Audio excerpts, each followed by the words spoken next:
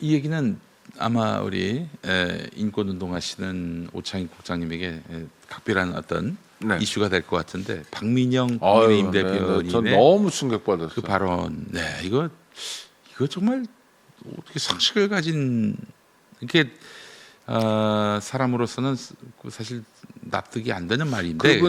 그분이 30대 초반이라면서요. 그러니까 이제 이런 거예요. 그 PC주의에 대해서 대단히 문제 의식을 갖고 있는 이른바 이대남들을 대변하는 입장인데, 근데 그 장애인이라서 실력도 없는데 또 자기 당의 아니, 칼라와도 다른데 그 왜 여기서 이렇게 두 번이나 비례대표를 하느냐, 뭐 이런 얘기죠. 근데 김혜지 의원이 얼마나 훌륭한 의정 활동을 많이 했습니까? 아니 그러니까 예. 이렇게 장애에 대해서 네. 비장애인들은 조심스러워야 돼요. 그럼요. 예. 그러니까 뭐 눈 안 보이는 거 그거 불편한 거 말고 뭐 너는 기득권 아니냐. 근데 기득권이라고까지 아니 했어요. 그렇잖아요. 아이고야. 근데 눈 안 보이는 게 그 사람 정체성에서 얼마나 중요한데요. 예.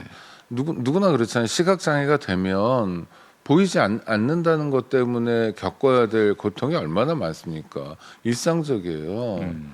그러니까 자다 우리가 아침에 일어나면 눈을 뜨잖아요. 네. 그리고 세상과 만납니다.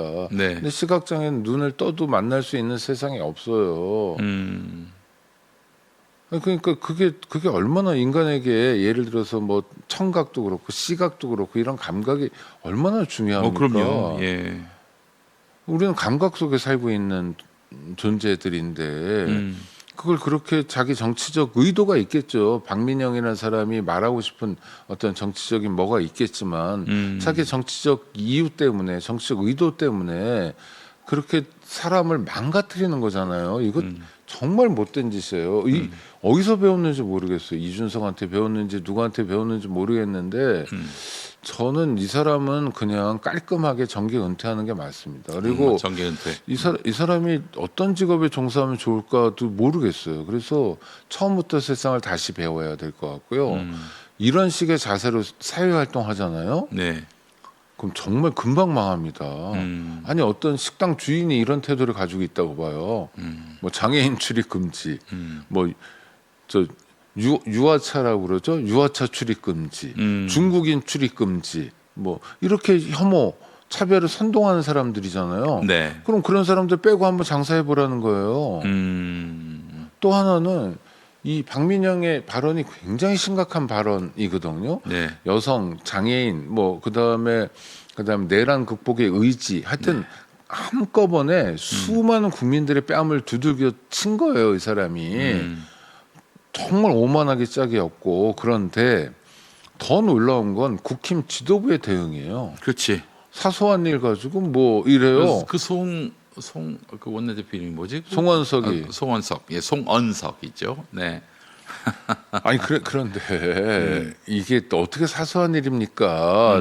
정치적 목적을 가지고 정말 물어뜯었잖아요. 네. 아니 물어뜯기는 입장을 생각해 보는 거예요. 어제 그 김영범 실장이 딸 가지고도 저러는데 만약 이런 사안이라면 네. 정말 나 공직 안 해 이러고 나갈 것 같아요. 정말 김혜지 의원, 그래도 김혜지 의원 개인만 중요한 게 아니잖아요. 그럼요. 예. 김혜지 의원이 대변하는 국회에서 온몸으로 보여주고 있는 장애 현실이 있는 거예요. 네. 그다음 대한민국은 장애인 인구수가 적어요. 북유럽 가면 인구의 15%가 장애인이에요. 왜냐하면 노인들도 장애인으로 쳐주거든요.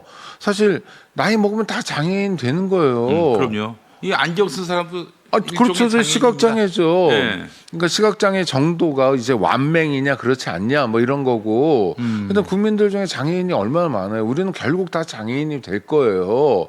그러니까 어르신 비하 발언하고 똑같은 거예요. 몹쓸 짓을 했어요. 그러면 하루가 지났잖아요. 네. 그리고 비난을 받았잖아요. 네. 아차 싶어야죠. 그래서 이제라도 국민들 죄송하다. 박민영이는 보직은 당연히 그냥 지금 제끼고 당에서 제명해버리겠다. 네. 이런 사람은 우리 당에 앞으로 없다. 이렇게 해야 되는데 네. 감싸고 갑니다.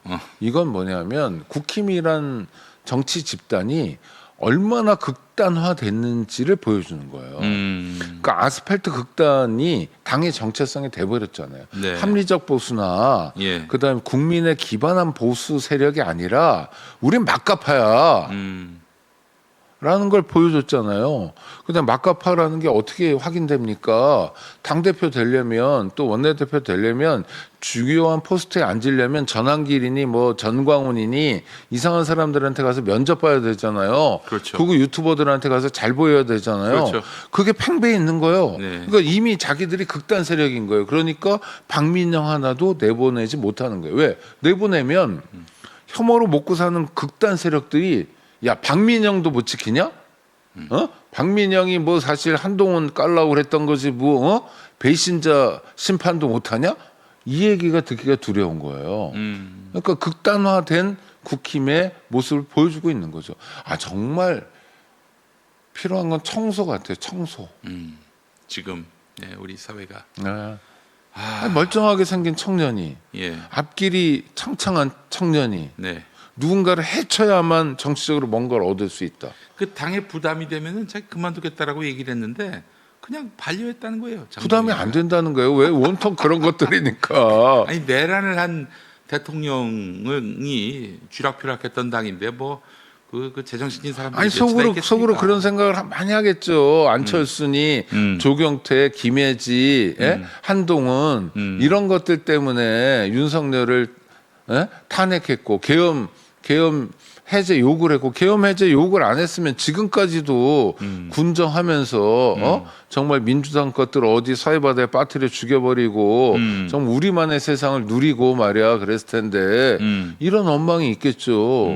미친 거 아닙니까 이거? 미친 겁니다 정말. 아니 뭐 그러니까 미친 게 곱게 미쳐야 되는데 미친 게 그냥 다 발산이 되는 거예요. 마이크 잡고 미쳤어요 지금. 카메라 앞에서 미쳤어요. 예, 다 보라고. 이런 거 보셨습니까? 전두환 같은 악질 정치군인, 국민을 학살한 내란 범죄자도 적어도 카메라 앞에서 어떻게 했습니까? 박정희는 어떻게 했습니까? 에? 지 혼자는 위스키 마시지만 카메라 앞에서 막걸리 마시는 척하고, 국민들 위해서 뭐 경제를 걱정하는 척하고, 뭐 정의로운 척하고. 네. 그래서 간판은 그랬잖아요. 정의 사회 구현, 예. 뭐 이랬잖아요. 예. 정의구현 사재단에서 그것 때문에 얼마나 미치는 줄 알았는데요. 정의구현 사재단이 먼저 생긴 거죠? 74년에 생겼고요. 얘네는 이제 80년 후반부터 그랬는데 어디서 그런 걸 따와가지고 정의구현 사재단 베낀 거예요. 그래요? 그럼요. 미칠 노릇이죠. 그런데 지금 드리는 말씀은 전두환 같은 악질 범죄자도 말은 그렇게 했어요. 말은 그렇게 했지. 정의 사회를 구현한다고 자기들이 네, 네. 가장 정의롭지 못한 존재들이. 예. 그런데 얘들은 어떻습니까? 얘들이라고 해서 정말 유감스럽습니다만 얘들 말고 달리 표현할 게 없어요. 이 네. 작자들은 어떻습니까? 구호도 그렇지 않아요. 그러니까 마이크 앞에서 말도 그렇게 하지 않아요. 속내가 고스란히 드러나고 있습니다. 아니 게다가 김혜지 의원은 당파를 초월해서 좋은 정치를 그동안 보여왔던 분입니다. 뭐 여러 좋은 입법들도 했지만은 무엇보다도 내란 때 그럼? 민주주의를 지키기 위해서 이 양반이 저 사실 좀 불편한 가운데서도 회의장을 찾아와서 투표도 하시고 표결도 하시고 그런 분이었단 말이죠. 우리 민주 시민들에게는 각별한 의미가 있는 분이에요. 그 정파적으로 해석할 여지가 있습니까? 내란을 중단시키고 내란을 획책했던 자들에 대해서 심판하자는 게 무슨 당리당략적 차원에서 볼 수 있냐 이거예요. 아니 그리고 장애인이 비례로 이제 오시잖아요. 서미애 의원도 그렇고 예. 김혜지 의원도 그렇고 그 되게 중요한 모습이에요. 국회가 예를 들어서 일반적인 문법대로만 하면 솔직히 얘기하면 뭐 그냥 스펙 좋은 사람들 윤석열 같은 사람이죠. 뭐 서울법대 나오고 네. 검사로서 공직생활을 오래 하고 이런 사람들 투성이가 되거든요. 네. 그럼 그들만의 나라가 될 거예요. 네. 그런데 그렇지 않은 사람들이 뭐 청년이라거나 또는 여러 가지 이유로 하여튼 약자 소수자의 지위에 있는 사람들 다수를 대표할 수 없는 사람들 그 국민의 목소리도 반영하자는 게 비례의 취지잖아요. 독일 같은 경우는 다 비례예요. 그런데 그 기본 민주주의의 기본에 대한 이해도 없고 학습도 없는 거예요. 그 다음에 장애인에 대한 공감도 없는 거예요. 네. 아니 정말 이런 사람이 어떻게 텔레비전에 나오고 그랬는지 예. 그리고 많은 사람들이 불러댔잖아요. 그 박민영이라는 사람을 예. 아리수처럼 막 틀면 나오고 그랬잖아요. 네, 맞아요. 이거 정말 언론도 성찰해야 돼요. 김용민 TV에는 박민영이 안 나왔었죠. 한 번도 안 나왔죠. 그러니까 예, 이거 나오지도 않을 평가합니다. 거예요. 예. 아니, 부르면 나와요. 그래 다 나와요. 그런 애들은. 아이 참 진짜 화나요. 진짜 예. 속상하고. 앞으로도 안 볼 정치 안 해야 되고요. 예. 언론에서 볼 수 없어야 합니다. 그러니까 앞으로는 이제 구독자 여러분들이 한번 보세요.